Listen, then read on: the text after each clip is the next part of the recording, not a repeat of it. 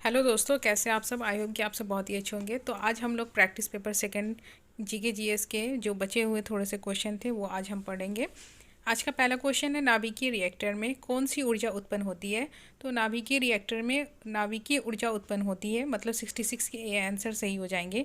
अगला क्वेश्चन है, बिहार राज्य की सीमाएं घिरी हुई हैं। बिहार राज्य की सीमाएं 3 राज्यों से घिरी हुई हैं, मतलब 67 के ए आंसर सही हो जाएंगे। अगला क्वेश्चन है, बिहार के किस कृषि जलवायु क्षेत्र में सबसे अधिक जिले हैं। तो उत्तर पश्चिम में सबसे ज़्यादा जिले हैं, तो 68 के बी आंसर सही हो जाएंगे। अगला क्वेश्चन है, बीपीसीएल ने उत्सर्जन को कम करने और किस वर्ष तक अपने शुद्ध शून्य लक्ष्यों को पर्याप्त करने के लिए डीजल इथेनॉल मिश्रण विकसित किया है। तो इसके सही आंसर हो जाएंगे 2024, मतलब डी आंसर सही हो जाएंगे 69 के। अगला क्वेश्चन है, बांद्रा वर्सोवा समुद्री पुल का नाम डैश रखा जाएगा। बांद्रा वर्सोवा समुद्री पुल का नाम क्या रखा जाएगा। तो वीर सावरकर रखा जाएगा। 70 के बी आंसर सही हो जाएंगे। अगला क्वेश्चन है, दिल्ली सल्तनत का सबसे बड़ा विस्तार किसके शासनकाल में देखा गया है।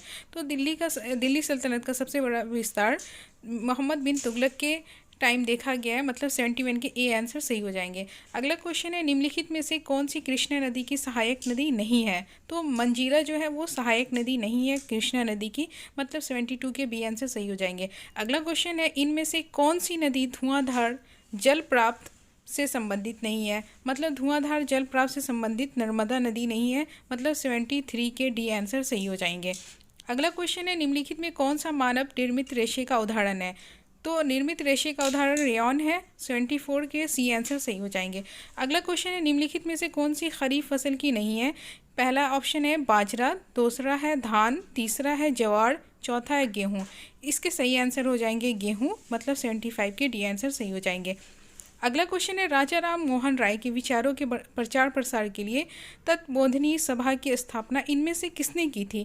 तो इनमें से देवेंद्र नाथ टैगोर ने की थी, मतलब 76 के ए आंसर सही हो जाएंगे। अगला क्वेश्चन है, भारत के इनमें से किस बंदरगाह का नाम बदलकर दीनदयाल बंदरगाह रखा गया। तो पहला ऑप्शन है कांडला, दूसरा है मोरमुगांव, तीसरा है तुतिकोरिन, चौथा है कोचिज। तो 77 के ए आंसर सही हो जाएंगे कांडला। अगला क्वेश्चन है 78, राष्ट्रीय प्रौद्योगिकी दिवस प्रतिवर्ष की स्मृति में मनाया जाता है। तो पोखरण 2 की स्मृति में मनाया जाता है, मतलब 78 के ए आंसर सही हो जाएंगे। अगला क्वेश्चन है, भारत सरकार ने राष्ट्रीय किसान नीति को मंजूरी कब प्रदान की थी।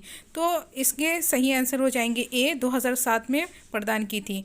अगला क्वेश्चन है, इनमें से किसने मौर्य प्रशासन में अध्यक्षों को विभिन्न विभागों के अधीक्षकों के रूप में उल्लेखित किया था। पहला ऑप्शन है कौटिल्य, दूसरा है पिल्ली, तीसरा है मैक्थनीज, चौथा है स्ट्रेबो। इसके सही आंसर ए हो जाएंगे कौटिल्य। अगला क्वेश्चन है, the general theory of employment interest and money के लेखक कौन थे जिसने अर्थशास्त्र की एक अलग शाखा के रूप में मैक्रो इकोनॉमिक्स की नींव रखी। इसके सही आंसर हो जाएंगे जॉन मेनार्ड कीनेस। अगला क्वेश्चन है 82, महात्मा गांधी ने किस अधिनियम के विरोध में लोगों से 6 अप्रैल 1919 को एक दिन के लिए अहिंसक विरोध दर्शाने को कहा। तो इसके सही आंसर हो जाएंगे रॉल्ट एक्ट, और रॉल्ट एक्ट को काला कानून के नाम से भी जानते हैं, मतलब 82 के सी आंसर सही हो जाएंगे। अगला क्वेश्चन है, किस संवैधानिक संशोधन को मिनी संविधान के नाम से जाना जाता है जिसके तहत स्वर्ण सिंह समिति की सिफारिशें को लागू किया गया था। 42वें संवैधानिक संशोधन को मिनी संविधान के नाम से जाना जाता है, मतलब 83 के ए आंसर सही हो जाएंगे। अगला क्वेश्चन है, 5 मार्च 2019 को शुरू हुई प्रधानमंत्री श्रम योगी मानधन योजना का लक्ष्य किसे लाभान्वित करना है। पहला ऑप्शन है असंगठित क्षेत्र के श्रमिकों को, दूसरा है निजी क्षेत्र के कर्मचारियों को, तीसरा है संगठित क्षेत्र के श्रमिकों को, चौथा है सरकारी और सार्वजनिक क्षेत्र के कर्मचारियों को। तो इसके इसे ए आंसर सही हो जाएंगे असंगठित क्षेत्र के श्रमिकों को। अगला क्वेश्चन है, भारत के चौथे राष्ट्रपति कौन थे। भारत के चौथे राष्ट्रपति वीवी गिरी